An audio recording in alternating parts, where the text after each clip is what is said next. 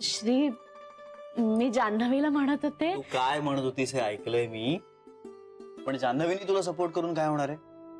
कर्मकांडावरती माझा विश्वास नाहीये तो नाहीच आहे ना. हे कर्मकांड नको ना म्हणूस, आपण काहीतरी वाईट करतोय असं वाटतं. मनापासून पूजा करू. तू परत आलायस याबद्दल देवाचे आभार मानू. सरुमावशी, तुझं आणि देवाचं काही डील झालं होतं का ग? म्हणजे तो तुला असं म्हणाला होता का, श्री घरी परत यायला हवा असेल तर तू माझ्यासाठी काय करशील? तुम्हीच निर्माण केलेल्या माझ्या प्रतिमेला मी निर्माण केलेल्या झाडाची फळं फुलं वाहा, किंवा मीच निर्माण केलेलं पाणी दूध ह्याचा अभिषेक करा. असं करा म्हणजे मी खुश होईन, आणि असं नाही केलं तर मात्र तुझी काही खैर नाही, असं म्हणाला होता. श्री, असं काय बोलतोस रे? सरुमावशी, अगं ज्या देवानी सगळी सृष्टी निर्माण केली आहे त्याचं मन किती मोठं असायला पाहिजे. मग त्याला ह्या अशा पूजा अर्चा कर्मकांड ह्या सगळ्याचं आमिष कशाला दाखवायचं? हा, आभार मानूया ना आपण त्याचे. त्याच्या समोर आपण नुसते हात जोडून मनापासून कृतज्ञता व्यक्त केली ना तरी त्याच्यापर्यंत पोहोचेल. मावशी, उलट ह्या पूजा अर्चा करण्याऐवजी देवाने इतकी सुंदर सृष्टी निर्माण केली आहे, तिची काळजी घेऊया ना आपण. म्हणजे झाडं फळं फुलं पाणी हे सगळं जपूया ना. हीच खरी महापूजा ठरेल ना. बघ, हे असं काहीतरी बोलतो आणि मला नाही बोलता येत. मग असं पटापट सुचत नाही ग मला. आणि हा चिडेल अशी भीती वाटते उगाचच. सरुमावशी, मी कशाला चिडेन तुझ्यावर? जान्हवी प्लीज, तू सांग ना याला. अगं आता मी बोलले ना, मग करा ना पूजा प्लीज. सरुमावशी, श्री म्हणतोय ते पटतंय मला.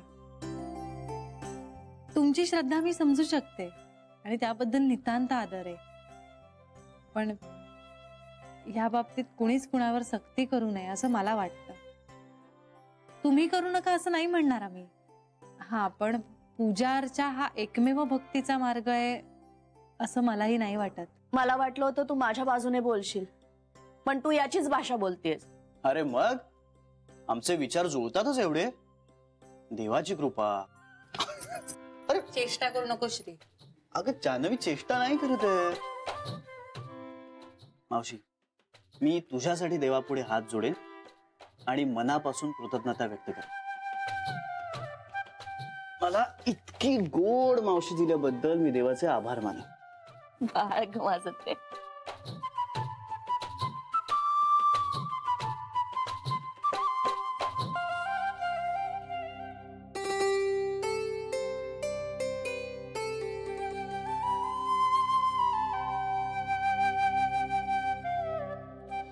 काय राव, तुम्ही तर आमच्याशी बोलणंच टाकलं.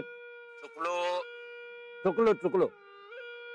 अहो, पहिली चूक देवाला असं समजा आणि माफ करा. काय काय होतं कसं की मी एकटाच आहे ना, त्यामुळे असा प्रॉब्लेम होतो की कोणाशी कसं वागायचं हेच कळत नाही. विसरलोय मी. त्यामुळे मनात येईल तसं मी वागतो, मोकळा होतो. पण आत एक बाहेर एक असं नाहीये माझं. हेच मी म्हणतो ना ते हेच. बोला हो बोला. काय तुम्ही ना फार मनात ठेवता राव. बोला, बोलून टाका, मोकळं व्हा. काय पुन्हा आपल्याला बिझनेस करायचा आहे ना, मग बोलायला हवंच.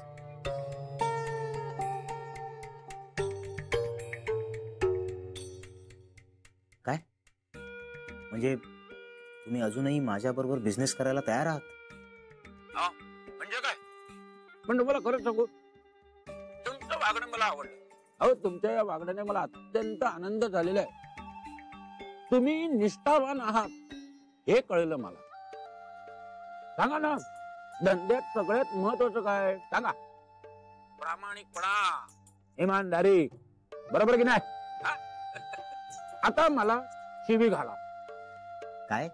अहो बोला, राग व्यक्त करा. अहो, त्याशिवाय पुढे बोलता कसं येईल आपल्याला? बोला. नाही, नको, राहू दे. बर, हो की नाही एवढं तरी बोलाल की नाही? मी चुकलो. हो. हा, मी घाणेरडं वागलो.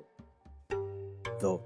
मी मूर्ख, बेअक्कल, वाईट माणूस आहे.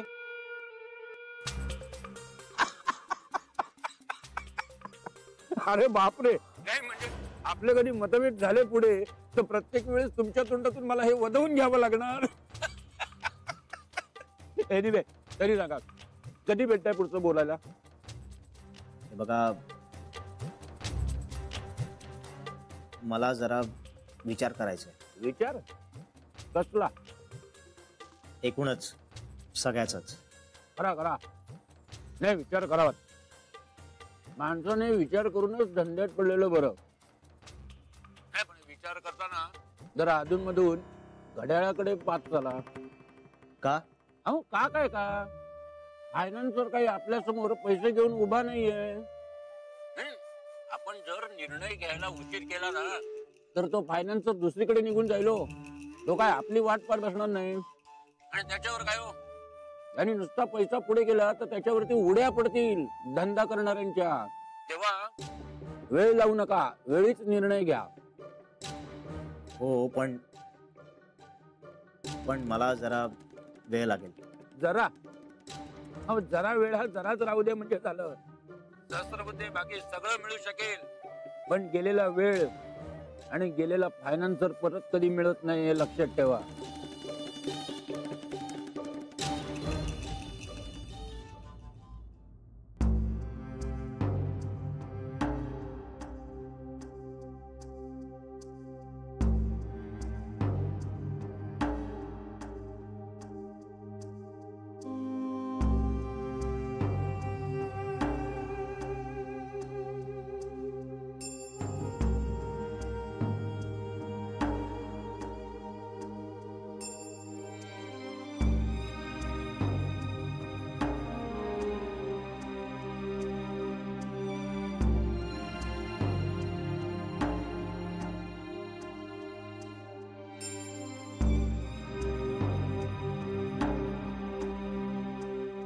बाबा, बोला चिरंजीव. बाबा मला तुमच्याशी बोलायचं.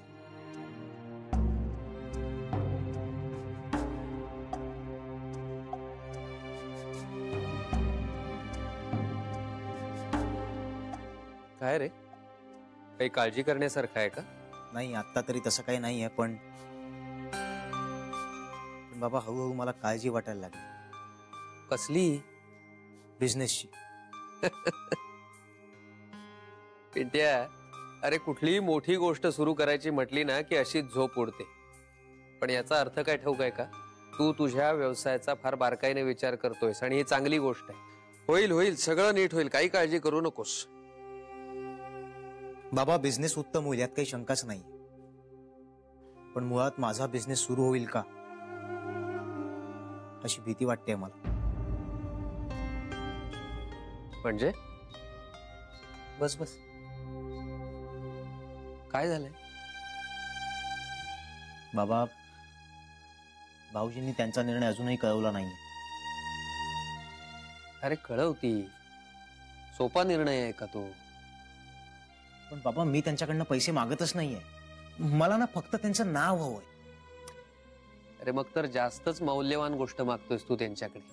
त्यांचं नाव जर या व्यवसायामध्ये येणार असेल तर ते 10 वेळा विचार करणारच ना. म्हणजे मी त्यांच्याकडे पैसा मागितला असता तर एक वेळ त्यांनी तुम्हाला दिला असता, पण आता नाव मागतोय म्हणून वेळ घेतायत ते काय कळलं नाही मला. पिंट्या, पण मुळामध्ये आपण कुणाकडे काही मागावंच का? बाबा, मी उधार किंवा काही उसनवार नाही मागत आहे. मला एक बिझनेस करायचा आणि त्या बिझनेसमध्ये तुम्ही माझे बिझनेस पार्टनर व्हाल का, एवढा साधा सोपा प्रश्न आहे माझा. बरं, आणि या बिझनेसमधनं जर काही नफा झाला तर तो त्यांचा देखील होणारच आहे, कदाचित माझ्यापेक्षा जास्त. एखादा मित्र असताना तेवढ्या विनवण्या कराव्याच लागल्या नसते, नाहीतर मी केल्याच नसते. पण भाऊजी आहे, वयाने अनुभवाने माझ्यापेक्षा मोठे, खूप मोठे, उत्तम बिझनेसमन. त्यांच्या हाताखाली काम केल्यानंतर माझ्या 4 चुका कमी होतील. मी 4 गोष्टी शिकेन म्हणून मी त्यांच्या मागे लागतो. सारखं सारखं त्यांना विचारतो, बाबा या बिझनेसमध्ये सगळ्यांना फायदाच होणार आहे. हे सगळं ठीक आहे पिंट्या, पण अरे त्यांच्या मागे लागून आपण उत्तर काढून घेऊ शकतो का त्यांच्याकडून? नाही बाबा, आपण आता भाऊजींच्या मागे लागण्यापेक्षा ताईशी बोलूया. म्हणजे तुम्ही बोला ना प्लीज. हो मी बोलणार आहे, तुला कबूल केलंय ना म्हणजे मी बोलणार आहे. पण बाबा कधी? अरे या गोष्टी फोनवर बोलण्यासारख्या आहेत का पिंट्या? ती आली की बोलेन तिच्याशी. ऍटलिस्ट फोनवर भेटायला ये असं तरी बोलू शकता ना तुम्ही. किती घायकुतीला येतोयस तू? बाबा कारण माझ्याकडे वेळ नाहीये आता. गेलेली वेळ आणि गेलेला फायनान्सर परत कधीच येत नाही. आणि बाबा तो फायनान्सर कोणी आपला नाहीये, म्हणजे जगाच्या अंतापर्यंत तो माझ्यासाठी थांबणार नाहीये तिथे. बाबा बाबा म्हणून मी घाई करतोय. हे बघ, ती आठवड्यातून एकदा तरी इथे येते, आज उद्या ती इथे येईल. ती आली की मी बोलेन तिच्याशी. पण बाबा तुम्ही तिला बोलवून घ्या ना. अरे मी तिला बोलावलं की हातातलं काम टाकून पळत सुटेल ती. पण चालेल बाबा, कारण इथेही महत्वाचं काम आहे माझं. ठीक आहे, मी बघतो काय करायचं ते. बाबा तुम्ही आत्ताच. पिंट्या, मी तुझी बेचैनी समजू शकतो, पण जरा धीराने घे. असं घायकुतीला आल्यासारखं करू नको आणि माझ्या मानगुटीवर बसू नकोस. तुला तुझ्या प्रश्नाचं उत्तर मिळाल्याशी कारण आहे की नाही? मी बोलतो तिच्याशी, जरा धीराने घे.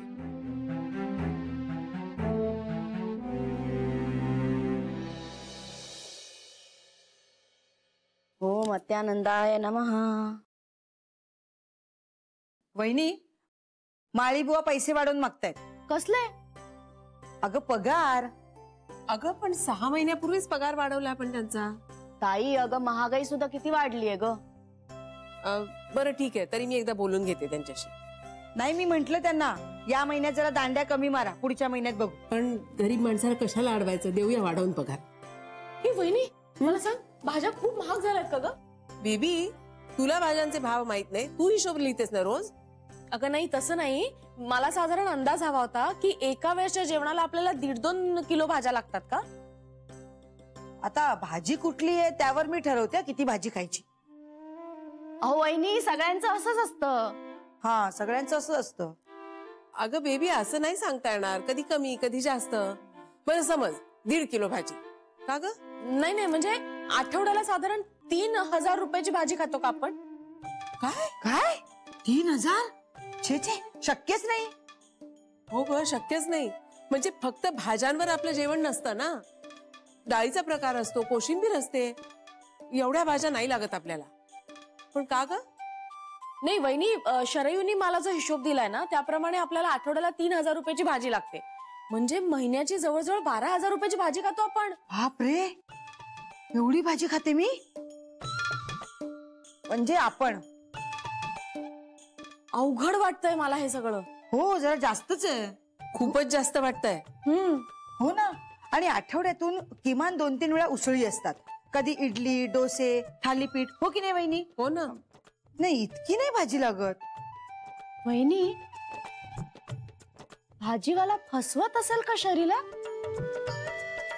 हो, ही शक्यता आहे. हा अगं गेल्या आठवड्यात तर माझ्याकडनं 4,000 रुपये घेऊन गेली भाजीसाठी. ते मला माहित नाही ग, पण खर्चासाठी. पण इतका काय खर्च केला असेल हिने? अगं वहिनी, खर्च करण्याबद्दल माझं काहीच म्हणणं नाहीये, पण सरू म्हणते तसं कुणीतरी तिला फसवत असेल तर आपल्याला लक्ष नको का घालायला? थांब, मी तिला फोन करून बघते कुठे आहे विचारते. आणि शरयू भोळसट आहे ना, त्यामुळे काळजी वाटते. अरे वा, सगळे इथेच आहेत. निघतो. अरे निघतो काय निघतो? नाही हा, खाल्ल्याशिवाय जाऊ देणार नाही मी तुला. इतके दिवस बाहेर खाऊन रया गेली सगळी. नाहीतर काय, युअर गालफट गोईंग इनसाइड. अरे एवढं आंधळ प्रेम करू नका माझ्यावर. हे बघा, तुम्ही खाऊन घ्या, मला तुम्ही डब्यात द्या, मी ऑफिसमध्ये खाईन. हा नक्की नक्की. न खाऊन सांगतोय कोणाला?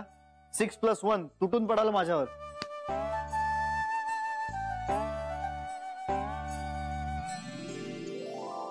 हे बरं, छोटी आहे कुठे?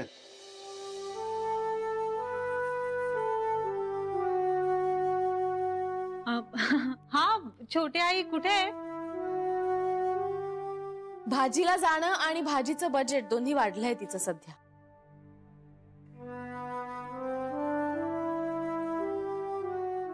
वेल, तुमचं चालू देत, मी निघतो. संध्याकाळी भेटू. बाय. अरे, नीट जा. बाय. हो. छोट्या आई घरात नाही आहेत का? नाही, गाव जेवण घालता येईल एवढी भाजी घरात असताना पुन्हा ती भाजी आणायलाच गेली. मी फोन करून बघते. काही उपयोग नाही. मी ट्राय करून झालेला आहे, ती फोन उचलत नाहीये किंवा घरीच विसरली असेल बहुतेक.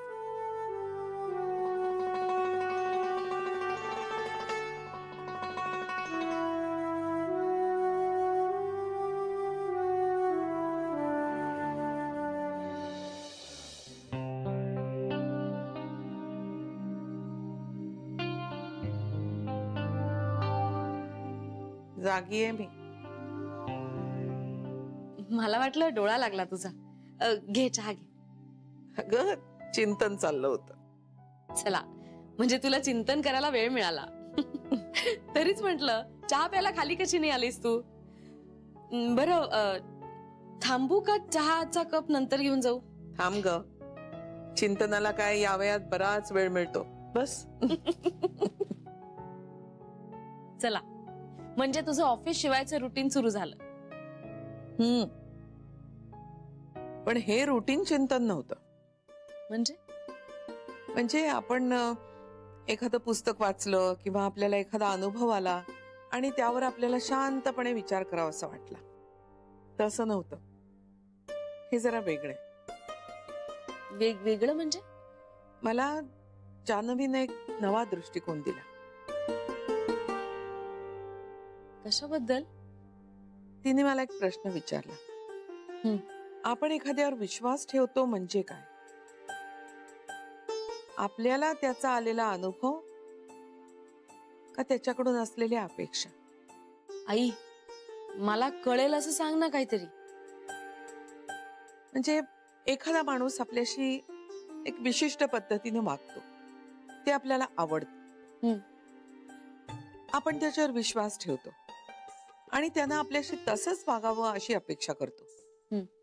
पण तो आपल्याशी काही कारणानं वेगळं वागला तर आपला अपेक्षाभंग होतो आणि त्यानं आपला विश्वासघात केला म्हणून दुःखही होतं. पण मुळात माझ्यावर विश्वास ठेवा असं तो म्हणालेला नसतोच. ही आपल्याच मनाची गुंतागुंत असते. हे सगळं तुला जान्हवीने सांगितलं? एवढं क्लिष्ट नाही, पण तिचा प्रश्न बरोबर होता. हल्लीच्या मुलांना हे असे प्रश्न कसे पडतात ना, तेच कळत नाही मला. प्रश्न पडणं केव्हाही चांगलं बेबी. इंटेलिजंट आहे ती मुलगी. मला सारखं वाटतंय श्री माझ्यापेक्षा हुशार आहे. त्याची निवड बरोबर आहे. मीच तिला का नाकारत होते देव जाणे. आई, अगं तेव्हाची परिस्थितीच वेगळी होती. तिची आई, त्यांचं ते वागणं सगळं किती भयंकर होतं. तिथेच श्री बरोबर ठरला आणि माझं चुकलं. श्री म्हणायचा माणसाचे आई वडील, इतिहास यावरून त्याची पारख करू नये, आणि मी बरोबर उलट म्हणायची. तिच्या आईवरून मी तिची परीक्षा करत होते. खाण तशी माती असा ठाम विश्वास होता माझा. ह्या अशा आपल्या धारणा चुकीच्या ठरल्या ना की मग चिंतन करावं असं वाटतं. एकूणच जान्हवीमुळे तू बऱ्याचदा दुसऱ्या बाजूने विचार करायला लागलीस. आणि मला त्याचं दुःखही नाहीये. आई, असंच आपल्याला शरयूच्या बाबतीत करता येईल? म्हणजे बेबी काय ते स्पष्ट सांग. आई, मला माहितीये कदाचित तुला नाही आवडणार, पण तुझ्या कानावर घालणं गरजेचं वाटलं मला. आपली शरयू ना हल्ली खूप विचित्र वागायला लागली. म्हणजे तिचं भाजी आणायला जाण्याचं प्रमाण खूप वाढलंय आणि भाजीचं बजेट आहे.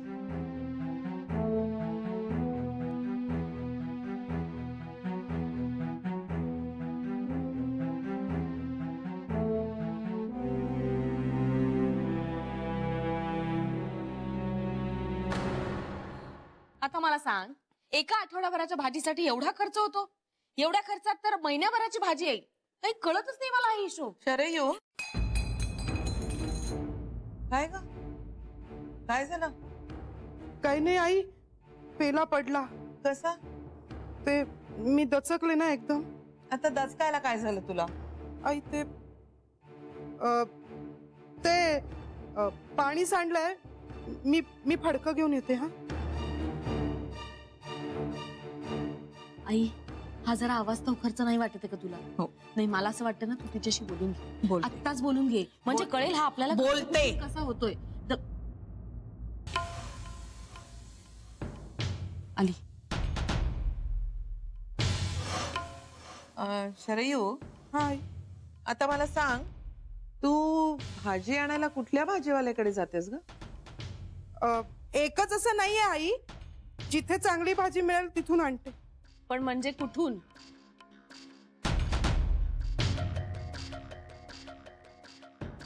कुठे आसपासच जातेस ना भाजी आणायला? नाही नाही आई, दूर जाते खूप. मंडई दूर आहे ना इथून. पण जवळपासच जायचं ना भाजी आणायला. एवढी दुरून कशी आणतेस तू? ते काय दूर म्हणजे मंडईत ना आई, दुरून आणली ना. आता झालं ते कोरडं. अगं रंग बदलशील लादीचा. पुरे. शरयू, आई काहीतरी सांगतेय तुला.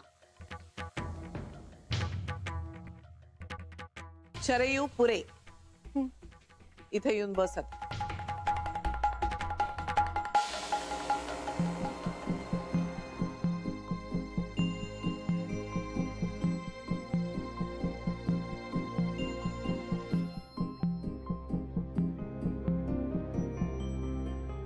अगं नीट बस. हा आई, नीटच आहे आई.